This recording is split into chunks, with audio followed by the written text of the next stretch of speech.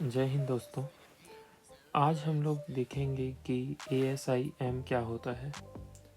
ASIM का मतलब होता है assistant sub inspector ministerial. Hindi में हम इसको बोलते हैं सहायक उपनिरीक्षक लिपिक।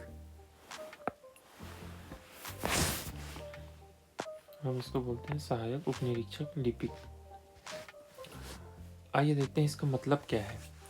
मिनिस्ट्रियल का अर्थ है कार्यालय या ऑफिस का काम। फील्ड ड्यूटी GD के विपरीत जो जनरल ड्यूटी होता है उससे ये अलग होता है।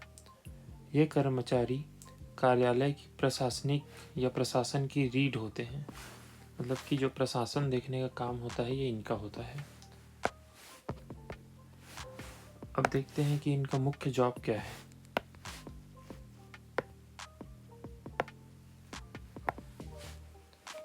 ये मुख्यतः डेस्क जॉब है। इसमें ये प्रशासनिक सहायता प्रोवाइड करते हैं, जैसे कि फाइलें संभालना, पत्र तैयार करना या रिकॉर्ड बनाना। लेखा और वित्त का काम भी देखते हैं, जैसे कि वेतन बिल बनाना, भत्ते और बजट का प्रबंधन करना, मैनेजमेंट करना। और RTI और कानूनी कार्य भी देखते हैं, जैसे कि RTI का मतलब आप समझते होंगे राइट टू इन्फॉर्मेशन, सूचना का अधिकार। तो RTI का जो जवाब देना का काम होता है वो भी इन्हीं का होता है। और कोर्ट का जो कागजी काम देखना होता है वो भी एक ASIM ही करता है। साथ ही साथ डाक और डिस्पैच, विभाग में आने वाली डाक का प्रबंधन करना, मैनेजमेंट करना, वो भी इनका कार्य होता है।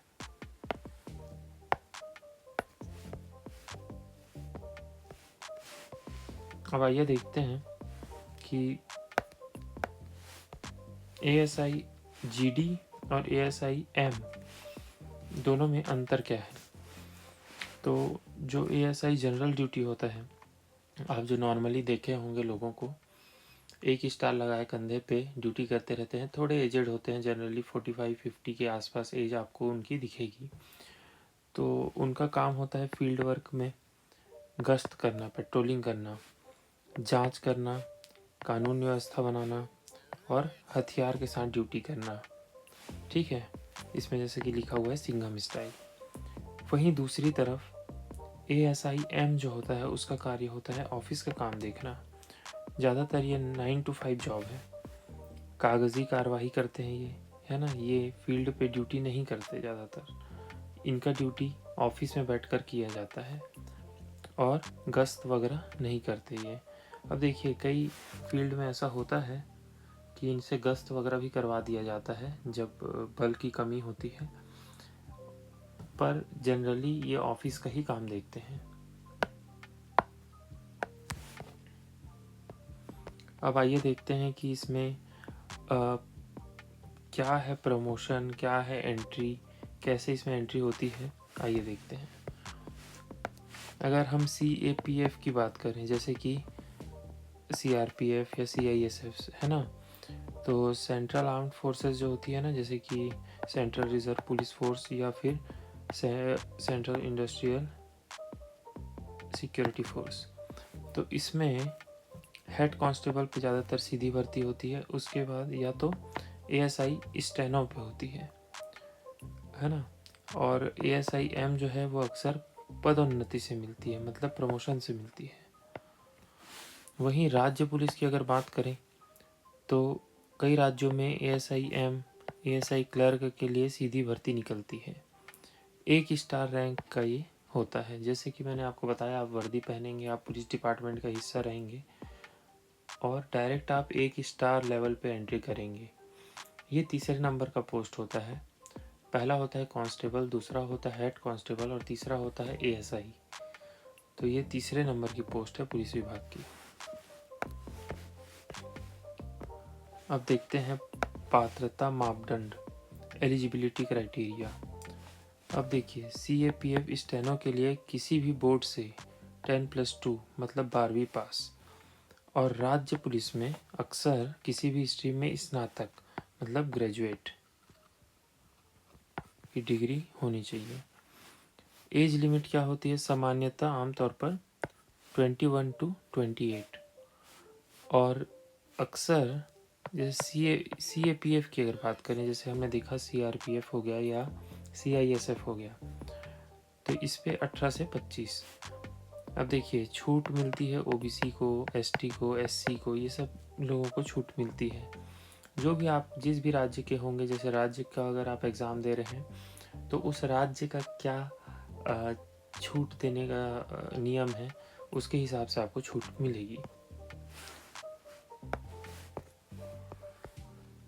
अब देखिए इसमें जो सबसे इम्पोर्टेंट स्किल चाहिए वो क्या चाहिए, आपको क्या चीज़ आनी चाहिए अगर इसमें आपको भर्ती चाहिए। तो पहला तो हमने देख लिया, आपको ग्रेजुएट होना ज़रूरी है। दूसरा, आपको टाइपिंग आना ज़रूरी है, क्योंकि जनरली इनका काम कागज़ से रिलेटेड होता है और आजकल हर एक चीज़ कंप्यूटर में किया जाता है। तो टाइपिंग एक सबसे इम्पॉर्टेंट स्किल बन जाती है इस रोल के लिए। ठीक है। अब अंग्रेजी में अगर बात करें तो 30 to 35, और हिंदी में अगर बात करें तो 25 से 30। पर आपको मैं बताता हूँ, ज़्यादातर जो गवर्नमेंट के काम होते हैं वो हिंदी में होते हैं। अगर हम स्टेट्स की बात करें, स्टेट्स में तो जनरली हिंदी में ही होते हैं। हाँ, अगर आप सेंट्रल इंडिया की बात करेंगे या सेंट्रल गवर्नमेंट की जॉब की बात करेंगे तो वहाँ पे इंग्लिश का रोल ज़्यादा होता है या फिर बैलेंस होता है। पर अगर आप स्टेट की बात करेंगे जैसे छत्तीसगढ़, तो इसमें रोल ज़्यादातर इनका ही होता है। तो जनरली स्टेट गवर्नमेंट्स में आपको हिंदी टाइपिंग आना ज़रूरी है, ये आप ध्यान रखिए। अभी जैसे छत्तीसगढ़ की अगर मैं बात करूं तो इसमें आपको हिंदी टाइपिंग आना बहुत बहुत ज़रूरी है। अब देखते हैं कि इसका चयन प्रक्रिया कैसा होता है। सबसे पहले होते हैं लिखित परीक्षा, मतलब कि रिटन एग्ज़ाम। उसके बाद होता है DV या फिर फिज़िकल टेस्ट, या उसके बाद होता है स्किल टेस्ट, जैसे मैंने आपको बताया टाइपिंग वगैरह का टेस्ट होगा। फिर लास्ट में होता है मेडिकल टेस्ट। अब देखते हैं इसमें शारीरिक मानक परीक्षण, मतलब फिजिकल स्टैंडर्ड टेस्ट कैसा होता है। तो इसमें आप देख सकते हैं पुरुषों के लिए इतनी लंबाई, महिलाओं के लिए इतनी, और छाती इतनी होनी चाहिए, फुलाने पे इतनी होनी चाहिए। ठीक है, कम से कम इतनी, और फुला लिए तो इतनी। फॉर एग्ज़ाम्पल आपकी छाती का साइज़ है 82 सेंटीमीटर, तो आप इसमें 5 या 6 जोड़ दीजिए तो आपको पता चल जाएगा इतना आपको फुलाने के बाद होनी चाहिए। अब देखते हैं इसके वेतन और भत्ते। ठीक है, सैलरी और अलाउंसेस।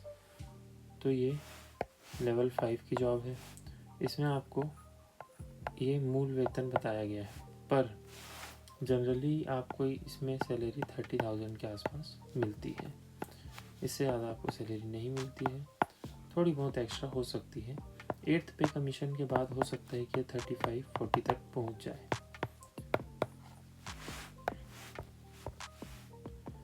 अब देखते हैं इसमें प्रमोशन कैसे कैसे होता है।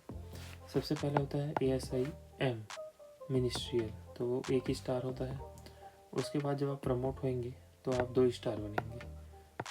उसके बाद आप जब प्रमोट होंगे तब आप 3 स्टार बनेंगे। ठीक है, 3 स्टार से ऊपर का पोस्ट नहीं होता है। ये कमांडेंट लिखा हुआ है, पर ये जनरली नहीं बनते हैं। जनरली आप 3 स्टार तक के ही पहुँचेंगे, ASI रहेंगे, उसके बाद SI बनेंगे, उसके बाद इंस्पेक्टर या TI बन जाएंगे। और इसके बाद जनरली DSP का पोस्ट होता है, फिर ASP का पोस्ट होता है, फिर SP का पोस्ट होता है, फिर SSP का पोस्ट होता है। पर आपका प्रमोशन ASI के बाद SI के बाद TI तक के ही होगा। अगर आपका इससे रिलेटेड कोई सवाल है तो आप पूछ सकते हैं कमेंट सेक्शन में। और आशा है कि आपको ASIM पे ये वीडियो पसंद आया होगा। अगर वीडियो अच्छा लगा हो तो वीडियो को लाइक कर देना। चैनल पे नए आए हैं तो चैनल को सब्सक्राइब कर लेना। और अगर आपको लगता है कि इस इन्फॉर्मेशन की किसी को ज़रूरत है तो इस वीडियो को शेयर कर देना। तब तक के लिए जय हिंद।